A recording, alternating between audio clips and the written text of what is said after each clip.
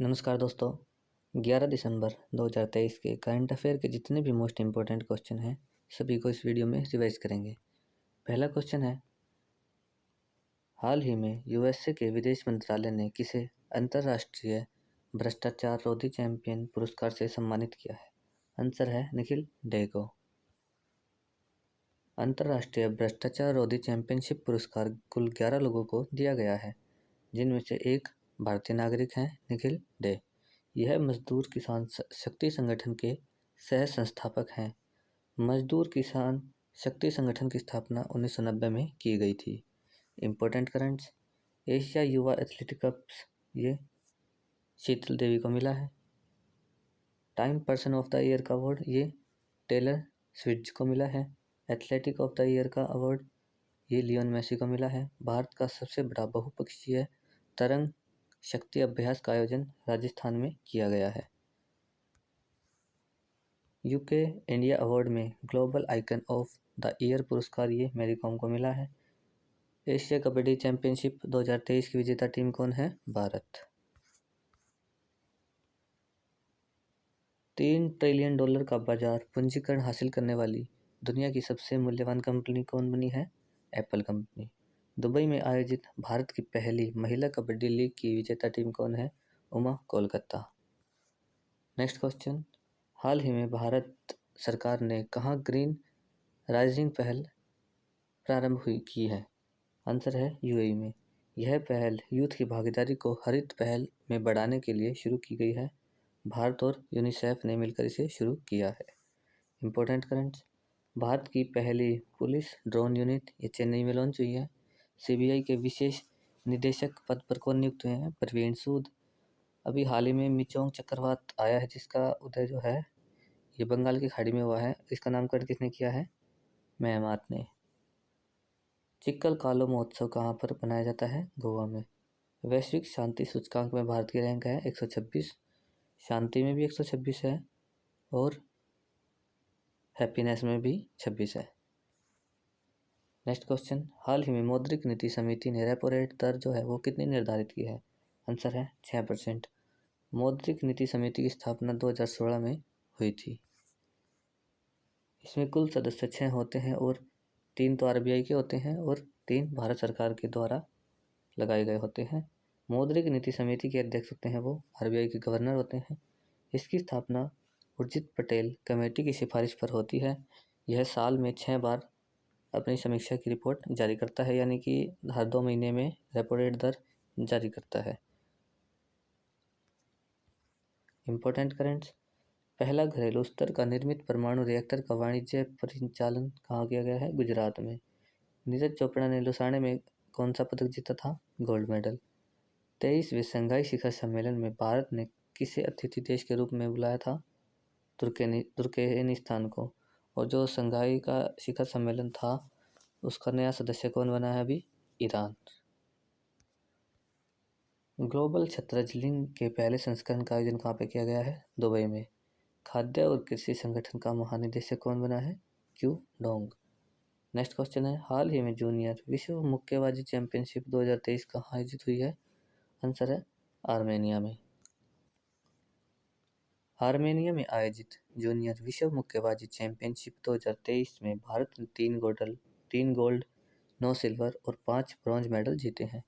Gold medal जो वो हैं वो जीते हैं पायल ने, निशा ने और आकांक्षा ने। ये गोल्ड मेडल के सभी के नाम इम्पोर्टेंट हैं। इम्पोर्टेंट करंट्स, ग्रामीण विकास मंत्रालय ने महिला एचएससी के उत्पादों को बेचने के लिए कौन सी मोबाइल ऐप लॉन्च की है? ई सरस ऐप। केंद्रीय गृह मंत्री अमित शाह ने अक्षर रिवर क्रूज कहाँ लॉन्च किया है? गुजरात में। विश्व प्रसिद्ध श्रावणी मेले का आयोजन कहाँ पे किया गया है? झारखंड में। सैफ बगबंधु फुटबॉल चैंपियनशिप 2023 की विजेता टीम कौन है? भारत। पतली प्लास्टिक के थैलियों पर बैन लगाने वाला पहला देश कौन सा है? न्यूजीलैंड। नेक्स्ट क्वेश्चन है, हाल ही में कैश फॉर क्वेरी आरोप पर लोकसभा से किसे निष्कासित किया गया है? आंसर है महुआ मोइत्रा को। लोकसभा के स्पीकर ओम बिरला ने इन पर लगे आरोप अनैतिक व्यवहार के चलते महुआ मोत्रिका को लोकसभा से निष्कासित कर दिया है। Important currents. भारतीय फुटबॉल महासंघ ने किसे AIFF फुटबॉल पुरुष फुटबॉलर ऑफ द ईयर पुरस्कार दिया है? लालिया नुजला को, और महिला में मनीषा कल्याण को दिया गया है। प्रथम अंतर्राष्ट्रीय हरित हाइड्रोजन सम्मेलन का उद्घाटन कहाँ पे किया गया है? नई दिल्ली में। छठी युवा महिला राष्ट्रीय मुक्केबाजी चैंपियनशिप की विजेता टीम कौन है? हरियाणा। सेल्वेक्स नौसेना अभ्यास किस किस देशों के बीच होता है? इंडिया और यूएसए के बीच। ट्विटर का प्रतिद्वंदी मैसेजिंग ऐप थ्रेड किसने लॉन्च किया है? ये किया है मेटा ने। Next question. हाल ही में चीन की बेल्ट एंड रोड इनिशिएटिव से अलग होने की घोषणा किसने की है? इटली ने। चीन की बेल्ट एंड रोड इनिशिएटिव से इटली ने अलग होने की घोषणा की है।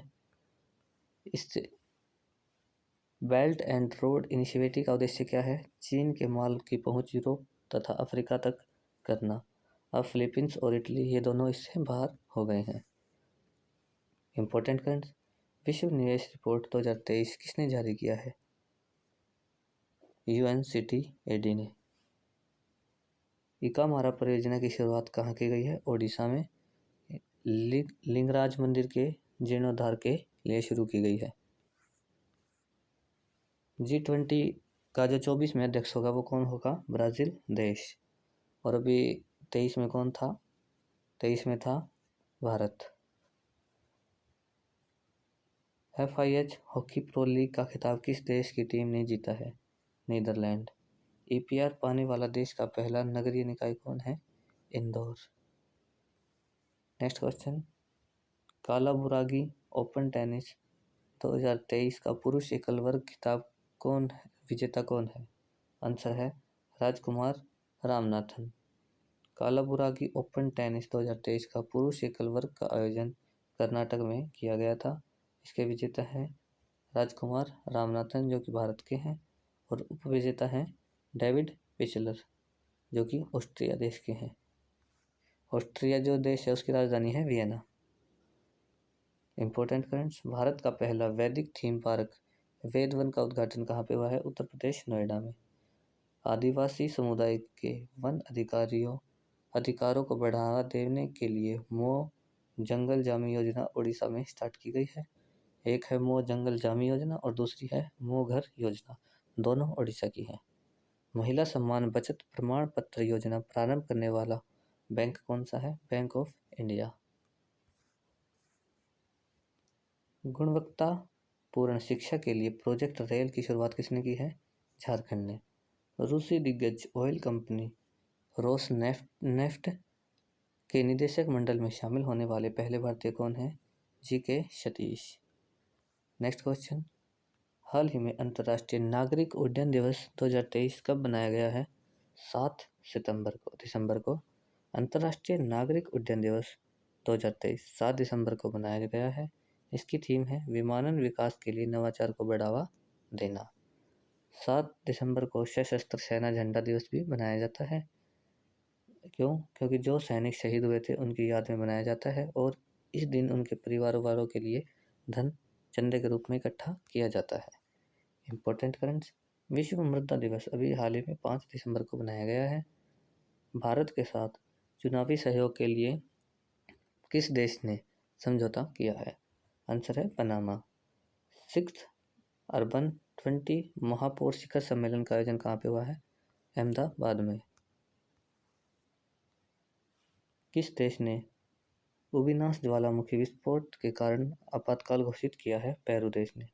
लक्ष्य सेन ने पुरुष एकल वर्ग में कौन सा दूसरा BWF 500 टूर का खिताब जीता है? Canada open. दुनिया की पहली मानव रोबोट प्रेस कॉन्फ्रेंस का आयोजन कहाँ पे किया गया है? जिनेवा स्विट्जरलैंड में। दुनिया का पहला AI सुरक्षा सम्मेलन का आयोजन कहाँ पे किया गया है? ब्लेचले घोषणा पत्र। जो ब्लेचले है ये इंग्लैंड में एक जगह है, वहाँ पे हुआ था ये सम्मेलन, तो इसलिए यहाँ वहीं पे घोषणा पत्र जारी हुआ है उसी के नाम पर, ब्लेचले घोषणा पत्र। Next question. हाल ही में ब्रिटिश सरकार ने BBC के नए अध्यक्ष पद पर किसे नियुक्त किया है? आंसर है डॉक्टर शमीर शाह को। बीबीसी के नए अध्यक्ष डॉक्टर शमीर शाह बने हैं और इन्होंने डॉक्टर रिचर्ड शार्प का स्थान लिया है। जो डॉक्टर शमीर शाह हैं ये औरंगाबाद के रहने वाले हैं और अभी औरंगाबाद का नाम बदलकर संभाजीनगर कर दिया गया है। तो अब संभाजीनगर है ये महाराष्ट्र में स्थित है। Important currents. युवा वर्ल्ड चैंपियनशिप रिकर्व श्रेणी में स्वर्ण पदक जीतने वाला पहला भारतीय तीरंदाज कौन थे? पार्थ सालुके। अंतर्राष्ट्रीय खगोलीय संघ ने किस भारतीय पेशेवर उल्का वैज्ञानिक के नाम पर क्षुद्र ग्रह का नाम रखा है? अश्विनी शेखर के नाम पर। किस देश में आयोजित बास्टिल दिवस परेड में भारत की तीनों सेनाओं ने भाग लिया है? फ्रांस की। भारत और यूएसए ने किसके खिलाफ ऑपरेशन बॉर्डर स्वाड का आयोजन किया है? ये किया है नशीली दवाओं को रोकने के लिए। किस राज्य सरकार ने गारंटी बजट पेश किया है? ये किया है कर्नाटक ने। और कर्नाटक के जो सीएम है वो नए बने वो कौन है? सिद्धारमैया है।